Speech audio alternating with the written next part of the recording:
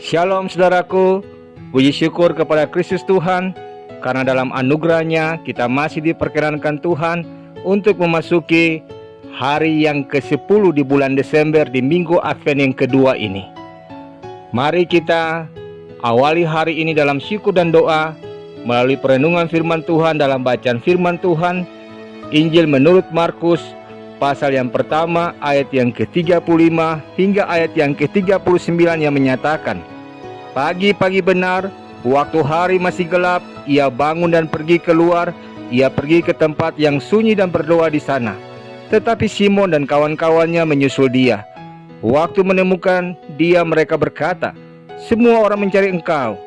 Jawabnya, marilah kita pergi ke tempat lain, ke kota-kota yang berdekatan, supaya di sana juga aku memberitakan Injil, karena untuk itu aku telah datang. Lalu pergilah ia ke seluruh Galilea dan memberitakan Injil dalam rumah-rumah ibadat mereka dan mengusir setan-setan. Demikianlah sabda Tuhan. Saudaraku, di dalam tulisannya Markus mencatat kata pagi-pagi benar. Di ayat yang ke-35 dikatakan, pagi-pagi benar, waktu hari masih gelap, ia bangun dan pergi keluar. Ia pergi ke tempat yang sunyi dan berdoa di sana. Di Israel, saudaraku, dikenal pembagian waktu untuk malam hari yang dimulai dari jam 6 sore menjadi 4 bagian, yakni jam 6 hingga jam 9 disebut menjelang malam, jam 9 hingga jam 12 disebut tengah malam, sementara jam 12 hingga jam 3 pagi disebut larut malam, lalu jam 3 hingga jam 6 pagi disebut dengan pagi-pagi benar. Di beberapa kalangan orang Kristen, pembagian waktu itu dikenal dengan istilah jam salib. Sebutan itu menunjuk pada dua garis, yakni garis vertikal yang ditarik dari angka pukul 12 ke angka pukul 6, dan garis horizontal yang ditarik dari angka pukul 9 ke angka pukul 3. Berdasarkan pembagian waktu Israel tersebut, itu berarti Tuhan Yesus disebutkan berdoa di antara pukul 3 hingga pukul 6 pagi. Oleh beberapa penafsir, Tuhan Yesus diperkirakan berdoa pada pukul 4 pagi. Tetapi saudaraku, pukul berapapun perkiraan saat Tuhan Yesus berdoa, yang jelas waktu itu masih gelap, matahari belum terbit, mungkin orang-orang masih tidur dan belum ada kegiatan rutin. Tetapi tempat yang terpencil, jauh dari keramaian dan jauh pula dari murid-muridnya, sehingga semua kondisi ini mendukung Tuhan Yesus untuk dapat bersekutu dengan Bapanya di sorga secara lebih intim. Apa yang dilakukan Tuhan Yesus di pagi-pagi benar ini memberikan beberapa pelajaran yang sangat penting bagi anak-anak Tuhan, bagi kehidupan kekristenan, dan untuk kita di saat ini. Belajar dari kehidupan teladan Tuhan Yesus, ada 3 hal penting yang dapat kita maknai sebagai pelajaran penting bagi kita. Yang pertama, doa adalah sesuatu yang sangat penting, saudaraku.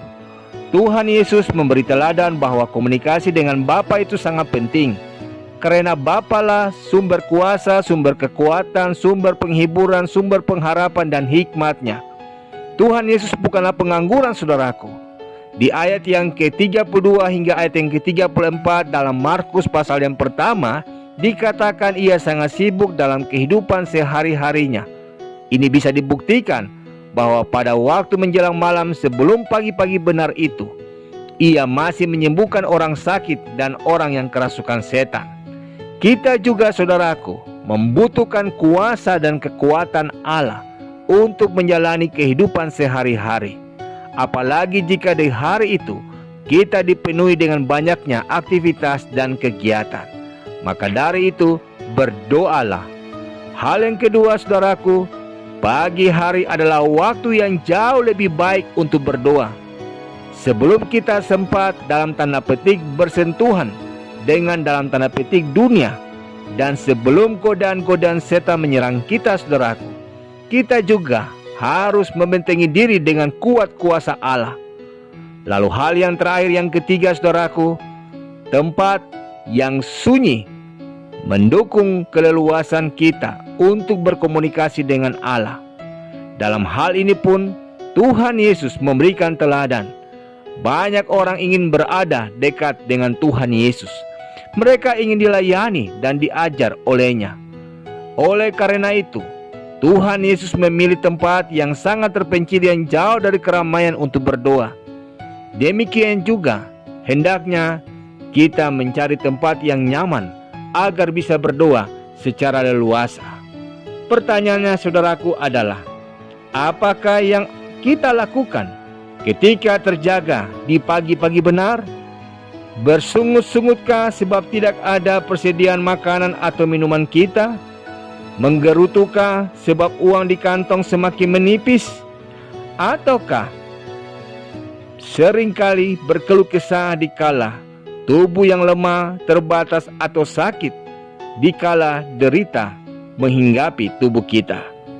Mari awali hidup kita setiap hari dikala terjaga di pagi-pagi benar dengan mencari wajah Tuhan, dengan rasa syukur dan doa, serta mencari kehendak Tuhan dengan membaca dan merenungkan sabdanya dalam Alkitab.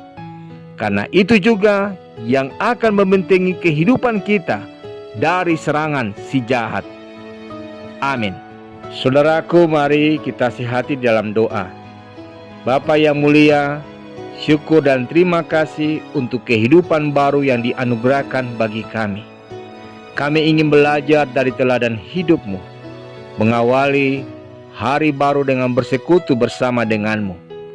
Kuatkanlah dan mampukanlah kami untuk setia berdoa.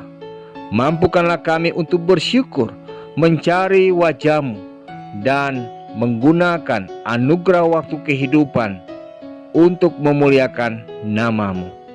Demi Kristus Yesus kami berdoa. Amin.